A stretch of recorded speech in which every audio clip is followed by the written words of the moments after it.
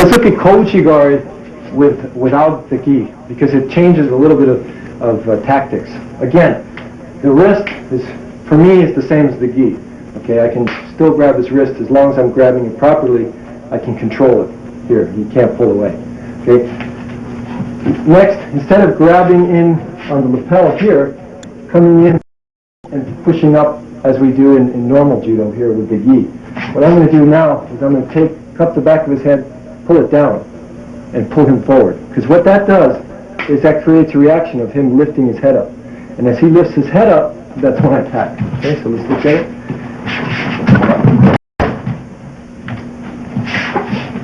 Okay. Now we're going to go into grappling techniques.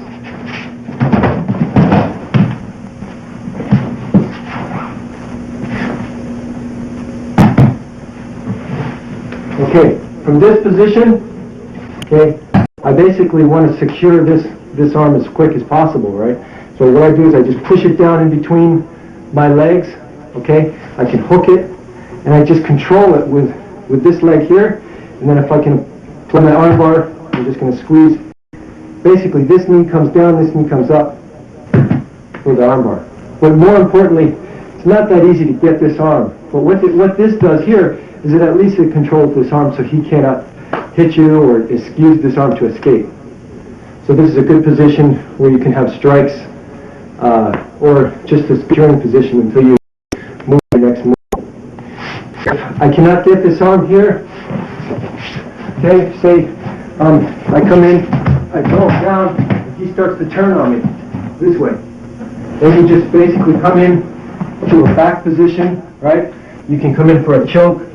You have many options. What I like to do from here is if he turns this way, just hook this arm, and come back into, kind of sit on his shoulder, come back into juji. Okay? Now because you have no gi here, right, you really have to make sure you sit on his right shoulder or his left shoulder here. Okay? I hook it. As I spin around here, I'm going to sit right on top of his head. Right? Actually right on his shoulder with my knee on top of his head. Okay? Hold this elbow to the chest. It's very important. Right here. Okay, this is where you can really control your opponent. And then it's just a matter of patience, falling back, okay, putting your knees together, going for the arm bar. This next series of a different technique will land the opponent on his side. Before, what I was teaching is different types of moves, such as ko-uchi or ouchi, that land the opponent here. So now I'm working from inside the leg position, or what they call inside the guard also. Now we're going to work differently, okay? Now I'm going to be attacking from this position. I'm not going to land inside his legs, but I'm going to be attacking from the side. And the first one I'm going to show is Nidan Kosoto guard, okay, which is like a attack from the side into Jujigatami.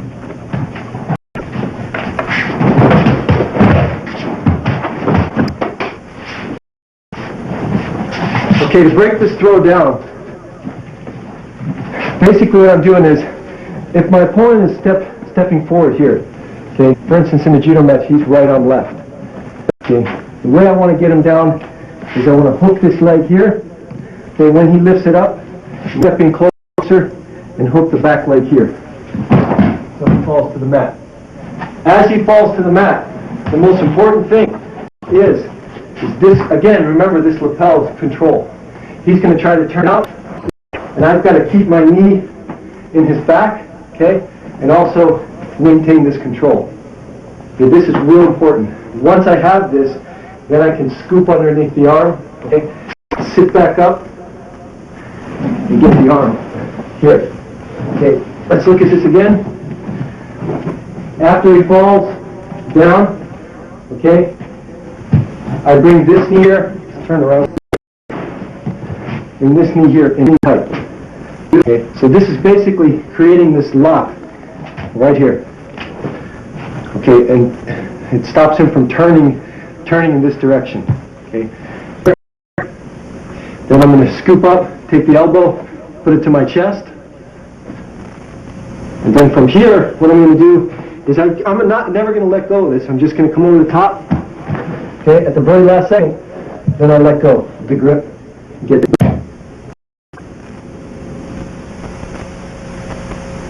The last move we just did, the takedown went like this. This move here is going to be a little bit different. I'm going to have an over-the-top grip, okay, and I'm going to have a sleeve grip here. It goes something like this.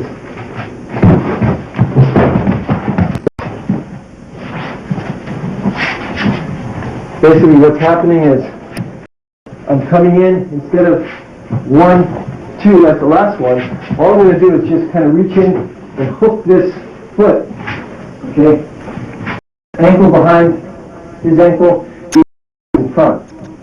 Okay, so I'll use it like a lever to pull this foot up. Okay, so from here, I want to pull him to me, twisting his body this way. Right, because what's going to happen is if I don't pull here, and I go to get this, he's just going to step out of it.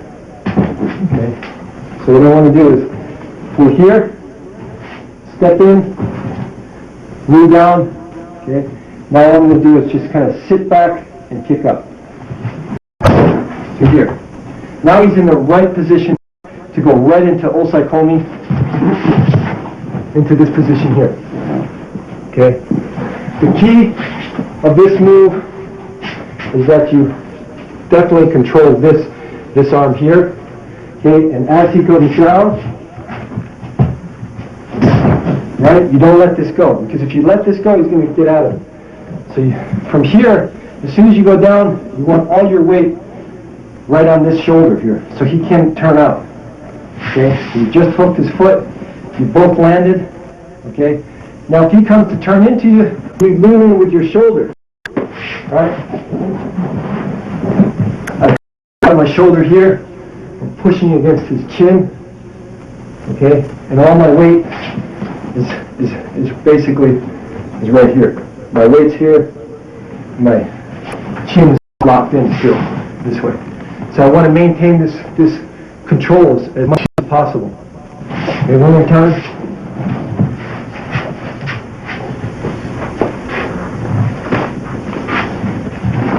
You're here. Down.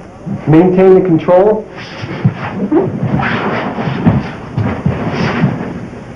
Here. And now from here we can go right into the tate shio, right? Or they call mounting position. The variation of that same basic takedown, kosorogari, now we're going to do kosorogake. Gake means kind of a reef, okay, where instead of hooking or sweeping his leg up, I'm going to come in and lock it, okay, and reap him and take him back.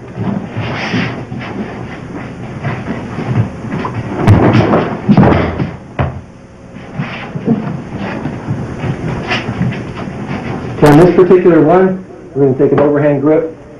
Okay, I'm going to look for the right timing. Okay, what I want to do really is I want to pull him a little forward so he reacts backwards. Okay, so I'm going to kind of push him forward. As he reacts, you can see his head comes up. I come in, hook this leg here. Okay, and stay super tight into his body, pulling this, holding this into his stomach. Okay, so in slow motion, we're in here. Okay, this way. Boom. As it comes down, again, you end up in that same grip where you're controlling this right here. Okay? Right here. You want to maintain that control. Okay? Because if you lose this, then he escapes. And then from here, we can move in into this position here. Okay? If he tries to escape, and he starts to escape too much, we can come over, hook the other side and bring it back to Juji.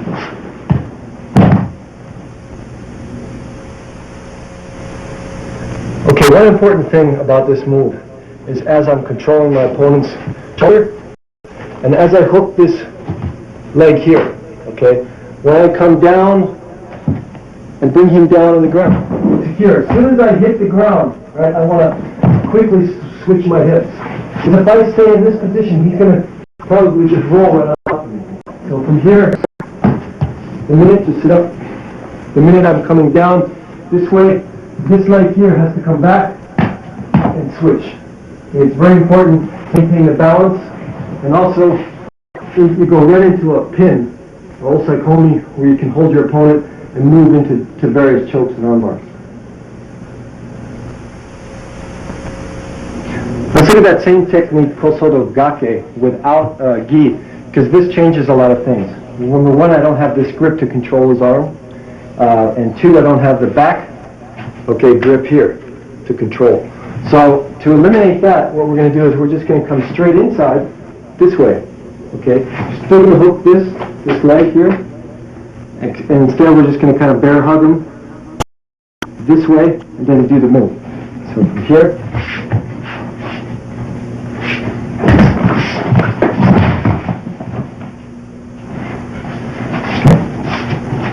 Another variation to that is if I can overhook this elbow here, okay?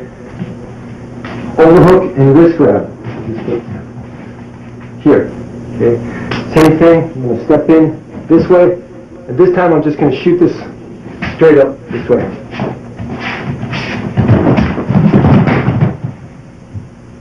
Okay, again, the principle is, once you're on the mat, okay, you have to maintain control. So obviously I can't hold on to this bear hug the whole way down, so I let that go. I scoop this arm here.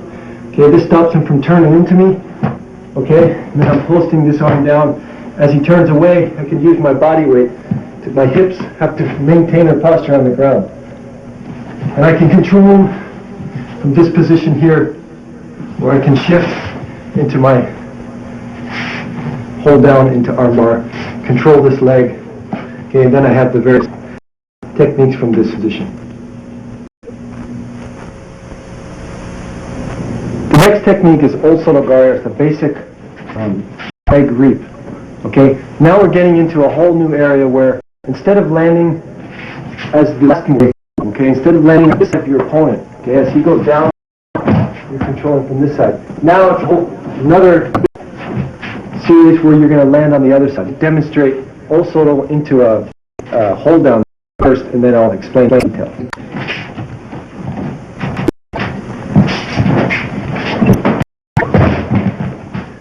Okay, this is Osotogari into a basic hold down. Okay. I see many people try Osotogari from different martial arts. Main thing is you want to remember is you don't want to just, it's not really just a leg trip, okay? It's much more than that. Your whole body has to come basically through your opponent, blast right through your opponent to the other side, and then your head and your foot come down at the same time. Okay, it's much more explosive, and it gets the opponent to the ground much quicker. Now, as you can see, my whole body weight, boom, landed right onto his chest and his stomach. A lot of times, this he'll lose his breath, okay? But in that split second, when he feels your whole body on top of him, that's when you have to slip right into the kesekatami, okay? Or the head hold here, the head and arm hold.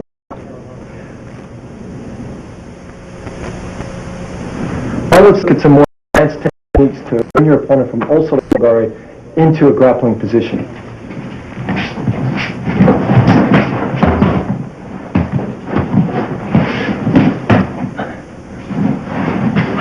Okay, in most Olympic or international competitions, what really happens is as you come in and you throw your opponent down to the ground, they immediately try to spin out of the throw this way.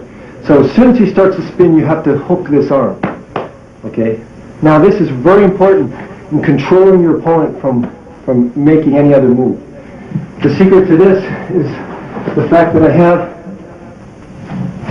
my elbow, okay, is right in the back, is in the lower or mid-range back, okay, right below his shoulder. Okay, so I'm hooking the elbow with my wrist elbow. My elbow's right in that spot, okay?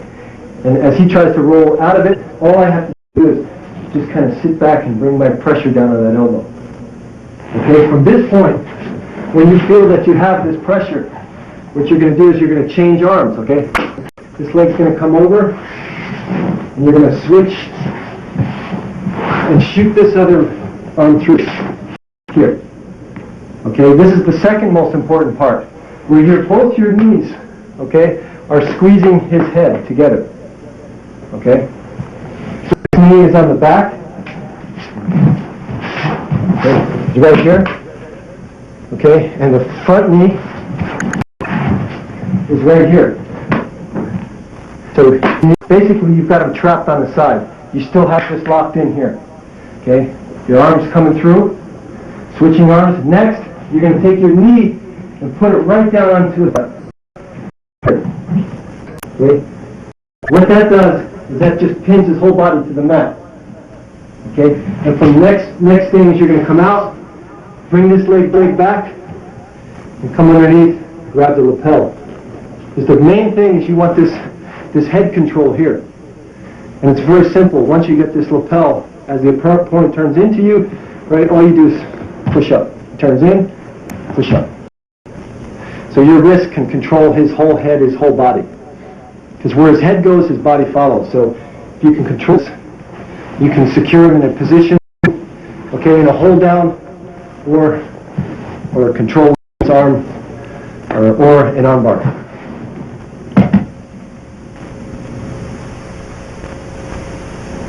Let's look at this position one more time in detail and apply a different technique. We're in the same position, your knees are tight, okay, your elbow's still in the back of his shoulder. Okay. This time, instead of coming through, threading the needle, what we call in this, and coming around, what we're going to do is from here, we're just going to reach down, grab the wrist, okay, and my wrist, figure for his arm, this way, okay. Now, instead of pinning him, what we're going to do is we're going to pop his arm off this way, and we're going to come back here for Kansetsuwaza, or arm bar. Okay, a lot of times he'll be grabbing his belt, holding onto his belt. Okay, it's impossible to go right into the arm bar because he's got such a good grip on his belt. So you want to grab here, pull it away first, and then twist and go behind until he taps. Let's look at Osono guard without a gi. Again, it's my first grip here. It replaces the holding onto the gi. Okay, if there's any kind of jacket or whatever, you can grip that, but this is just as good. Okay, or if you can get in close, this is even better, behind the bicep, and then trap his arm in between. Well, let's just take this basic move here. Instead of coming with a gi here and holding here, you have two options basically. One is you just come in and with a palm strike straight up here. Where his head goes, his body follows, okay? So we're coming in here, straight up, hook, okay, and down. Personally, I feel you have to be very quick to be able to get that. And I think a little bit more simpler one is if you grab here, basically you're going to do the same thing I was doing with a gi, except you're just going to let your hand extend, okay, and you're going to hit his throat with your shoulder here, or your bicep is going to pop right into his throat. And what that does is it creates a little bit more control on top, and it allows you to use your whole body to throw the person. Because again, Osono guard is not just a leg, it's your whole body. Let's look at this throw here. Again, once you're down on the ground, you keep the control with the weight. If you don't have a gi, it's very important to know how to position your body, right? If your hips are way out here, okay, it's easy for him to just turn in and escape. Okay, so your hips have to be close into your opponent, okay? Very close, right next to his side. And you don't really need a gi in this hold down to control his body. All this is weight. I'm leaning toward this direction here, diagonally. So if Rio tries to escape here, I relax my body, right? It's kind of like a sack of rice. If he goes this way, just relax down. If he comes into me, I'm going to shift up. Okay, this is the key. The key to holding someone down and pinning him and controlling him is the balance and using your weight. this last series is going to be Stemewaza, which is a sacrifice technique. Sacrifice means basically that you're putting your back to the mat before you're throwing your opponent. These moves are designed for attacks which you must be very confident to apply this technique, because if you miss, you're basically going to land on your back, and you have to be very good at grappling. So usually the guys who are most confident in grappling are going to attack these types of moves. First one is a Sungaish.